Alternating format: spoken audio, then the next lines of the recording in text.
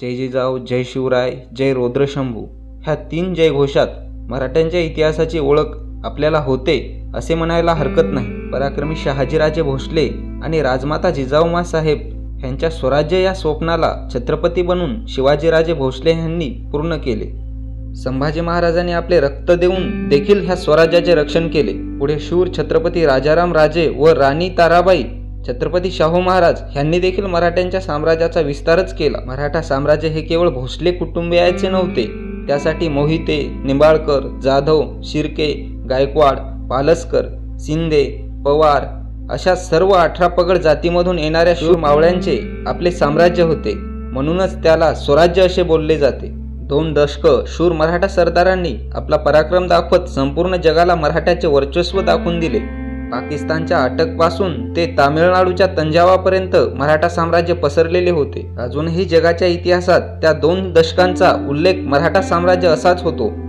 मग केवळ आपल्याच देशात आपणच ह्या मराठा साम्राज्याला मराठी किंवा हिंदवी स्वराज्य असे का बोलतो? इतिहासाच्या पानातून व महत्त्वाच्या इतिहासकाराकडून मराठा साम्राज्याचा उल्लेख कसा आणि कोठे केलेला आहे हे थोडक्यात समजून घेण्याचा प्रयत्न करूया. निकोलाओ 1638 ते 1717. निकोलाओ हे इटलीचे डॉक्टर आणि लेखक होते. त्यांनी मोगलाईचा खूप जवळून अभ्यास केला. ह्याचे कारण असे की त्या कालखंडात ते भारतामध्ये आले होते. त्यावेळी त्यांनी मुघल राजांचे शासन आणि त्यामुळे त्रस्त झालेले नागरिक ह्याचा उल्लेख आपल्या लेखनामधून केलेला आढळून येतो. त्यांनी आपल्या लेखांमध्ये छत्रपती शिवाजी महाराजांचा उल्लेख सर्वात मोठा राजा असा केलेला आहे. मराठा साम्राज्य आणि त्याचा विस्तार हा अत्यंत अभूतपूर्व असा होता. मरहट्टा मरणाला देखील जो हरवण्याचे धाडस ठेवतो तो म्हणजे मरहट्टा म्हणजेच मराठा असाही उल्लेख त्यांनी केलेला आहे. आजही इटलीमध्ये जेव्हा भारताच्या इतिहासाचा अभ्यास केला जातो तेव्हा त्यांच्याच लेखांचा संदर्भ देत मराठा साम्राज्य हे मराठ्यांच्या शौर्य आणि पराक्रमाची गाथा आहे हेच आपल्याला सांगते. चार्ल्स डेलॉन 1643 ते 1710. चार्ल्स डेलॉन हे फ्रान्सचे प्रसिद्ध वैद्य आणि लेखक आहेत. प्रवास हा त्यांचा आवडीचा असल्यामुळे जगभरात त्यांनी प्रवास केला आणि त्याबद्दलच्या नोंदी देखील करून ठेवल्या आहेत. अत्यंत जास्त कडलेले तूप शिवाजी महाराज आपल्या गडावर आणि त्यांचे सुभेदार सरदार फर्जंद आपल्या वाड्यांवर तयार ठेवत असत. त्यामुळे जखम त्वरित भरून नेण्यास मदत होते. यावरून मराठ्यांचे वैद्यकीय ज्ञान देखील उत्तम होते असे त्यांनी सांगितले आहे. फ्रेंच मराठा रिलेशन ह्या नावाचे पुस्तक त्यांनी पॅरिसला वापस गेल्यानंतर प्रसिद्ध केले. छत्रपती शिवाजी महाराज यांचे साम्राज्य सर्व जात धर्म ह्यांच्यासाठी बनलेले मराठा साम्राज्य असाच उल्लेख त्यांनी देखील केलेला आहे. मराठा या नावाचा दबदबा इतका होता की तत्कालीन सर्व राजांना शासकांना मराठ्यांचे नाव जरी ऐकले तरी घाम फुटत असे. पीटर फ्रायर 1927 ते 2006. पीटर फ्रायर हा आपल्या तरुण वयात भारतामध्ये आला. भारतीय संस्कृतीने त्याच्या मनात जिज्ञासा उत्पन्न केली आणि म्हणूनच त्याने कोकणामध्ये जाऊन अभ्यास केला. कोकण हा छत्रपती शिवाजी महाराजांचा इतिहास सांगणारा आहे. त्याचबरोबर छत्रपती संभाजी महाराज यांच्या काव्यकौशल आणि पराक्रमाने मला आवक केले असे त्याने सांगितले आहे. शहाजीराजे यांनी स्थापन केलेल्या मराठा आत्मसन्मानाला दिशा देण्याचे काम छत्रपती शिवाजी महाराजांनी दिले आणि मराठा साम्राज्य प्रस्थापित केले असेही त्याने सांगितले आहे. विल्यम जॅक्सन बॅरी 1819 ते 1907. विल्यम जॅक्सन बॅरी हे जगातील सर्वात प्रसिद्ध इतिहासकार आहेत. त्यांनी तसे मराठ्यांच्या इतिहासाला भरपूर अभ्यासून लिहून ठेवण्याचे काम केले आहे. यवनांपासून म्हणजेच विदेशी शासकांपासून भारतीयांचे स्वतंत्र म्हणजेच भारतीय मराठ्यांचे स्वतःचे राज्य असा उल्लेखही त्यांनी केलेला आहे. तत्कालीन विदेशी शासक हे मुसलमान होते. त्यामुळे हिंदू राजा सर्वांना आपलासा वाटला असे देखील त्यांनी सांगितले आहे. हे हिंदू राष्ट्र ज्यामध्ये मराठ्यांचा प्रकर्षाने उल्लेख आहे. मालोजीराव भोसले व लखुजीराव जाधव हे तत्कालीन सर्वात शूर असे मराठा योद्धा होते आणि त्यांच्यामध्ये स्वाभिमानाशी तडजोड करण्याचा स्वभावच नव्हता असा देखील उल्लेख त्यांनी केलेला आहे. 18 पगड जातीच्या व सर्व धर्माच्या लोकांना एका छत्राखाली घेऊन हिंदू राजाने बनवलेले साम्राज्य म्हणजेच मराठा साम्राज्य. येथे हिंदू हा उल्लेख केला असला तरीही साम्राज्याचा उल्लेख करताना मराठा असाच केलेला आहे. जेम्स ग्रांट डफ 1779 ते 1858. जेम्स डफ हे ब्रिटिश स्कॉलर आणि तज्ज्ञ इतिहासकार होते. त्यांनी काही काळ ईस्ट इंडिया कंपनीसाठी देखील काम केले होते.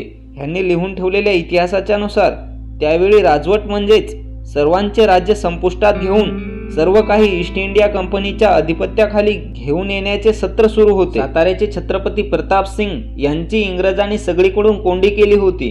बऱ्याच ठिकाणी असे सांगितले जाते की त्यावेळी पेशव्यांनी येऊन छत्रपतींची सुटका केली होती, मात्र ह्या उलट जेम्स सांगतो की छत्रपती प्रताप हे एकटे पडले होते तेव्हा ईस्ट इंडिया कंपनी आणि त्यांच्यामध्ये तडजोड घडून आणण्याचे काम झाले होते। त्यावेळी देखील मराठा साम्राज्य समाजासाठी महत्त्वाचे होते असेही त्यांनी लिहिले आहे। तडजोड घडून आणत असताना त्याने अगदी काळजीपूर्वक हे सर्व हाताळले, कारण ह्यामध्ये कोणत्याही प्रकारे जर मराठ्यांच्या राजाला अवमान झाला तर मराठे हे सहन करणार नाही व इथे आपला अंत होऊ शकतो याचे भान त्याला होते। त्यावेळी मराठा हे एक नाव संपूर्ण जगात पराक्रमी आणि कधीही न झुकणारा म्हणून अत्यंत अदबीने घेतले जात होते। असे बोलायला हरकत नाही की ज्या इतिहासकारांनी भारताचा इतिहास अभ्यासला ह्याबद्दल समोर आलेली माहिती त्यांना आश्चर्य देणारी किंवा कौतुकास्पद होती। इथे सर्व विदेशी इतिहासकारांचा अभ्यास एकत्रितपणे सांगण्याचा उद्देश केवळ एकच, त्यांना आजही देशातील जाती समजत नाही, त्यामुळे त्यांनी जे अभ्यासले तेच लिहून ठेवले। कित्येक असे सुभेदार योद्धे आहेत ज्यांचा इतिहास मिटवला गेला किंवा बदलण्यात आला आणि ज्यांचा इतिहास ठेवला एकतर त्यांचे नाव दूषित केले गेले किंवा नाममात्र त्यांचे अस्तित्व ठेवले। त्यामध्ये नेतोजी पालकर यांच्यामध्ये पसरलेला भ्रम असेल किंवा सिर्केंना स्वार्थी दाखवत देशद्रोही दाखवण्याचा प्रयत्न असेल। घोरपडे बंधू हे सह्याद्रीचा कोणताही गड पटकन सर करत होते, मग तो कोणताही अवघड गड असला तरीही ते एकाच श्वासात तो गड चढत असत। त्यांच्या ह्या उपजत कौशल्याचे श्रेय कधी घोरपडीला मिळत गेले हे आपल्या कोणाच्याच ध्यानात देखील आले नाही। हे इतिहासाचा खेळ मांडणारे, मराठ्यांचा द्वेष करणारे, विध्वंसी वृत्तीचे मनुष्य स्वतःला इतिहासकार म्हणून घेत थेट छत्रपती शिवाजी महाराजांच्या धर्मपत्नी सोयराबाई आणि त्यांचे शूर पुत्र छत्रपती संभाजी महाराज यांच्याबद्दल देखील अपप्रचार करताना विचार करत नाहीत। छत्रपती संभाजी महाराज यांना व्यसन होते इत्यादी खोट्या अफवा पसरवण्यात आल्या, मात्र एका मुंगळ्याच्या चावण्यावरून जेव्हा परशुरामाने कर्णाचा जात ओळखली होती त्याच परशुराम भक्तांनी सांगावं छत्रपती संभाजी महाराजांच्या शरीराच्या अतोनात होणारे हाल व त्यानंतरही ताट असलेली मान कोणत्या व्यसनाचे लक्षण आहे। मालोजीराव भोसले राजे यांचा उल्लेख देखील त्या इतिहासकारांनी एक स्वाभिमानी मराठा म्हणून केलेला आहे।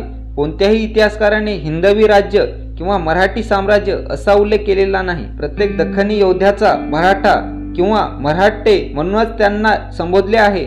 मग नक्की कोणत्या इतिहासकारांनी मराठा साम्राज्य हा उल्लेख बदलून टाकला?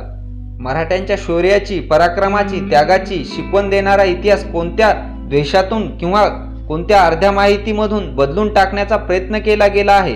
ह्यामध्ये स्वार्थ, द्वेष, आपले श्रेष्ठत्व सिद्ध करण्यासाठी काही विशिष्ट इतिहासकारांनी मराठी साम्राज्याचा उल्लेख करण्यास सुरुवात केली।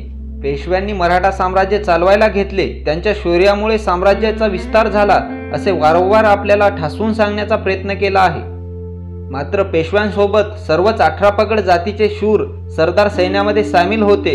होळकर, शिंदे, जाधव, जेधे, पवार, बांदल हे सर्व योद्धे सुरुवातीपासूनच व पानिपतच्या युद्धामध्ये देखील आपल्या शौर्याने रणभूमी गाजवत होते।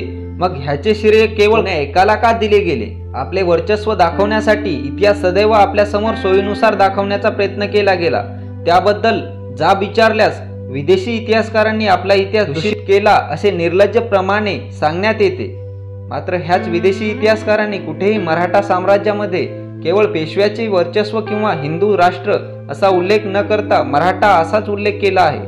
ह्याचे कारण असे की स्वराज्याच्या छत्रपतींनी आपल्या साम्राज्यामध्ये सर्व जाती धर्माच्या नागरिकांना छत्र दिले होते। सर्वांच्या भावना शुद्ध आहेत, विचार आणि मनात स्वराज्य आहे अशा सर्वांचा त्या साम्राज्यामध्ये समावेश होता। इतिहास बदलण्याचा अट्टहास अजूनही सुरूच आहे।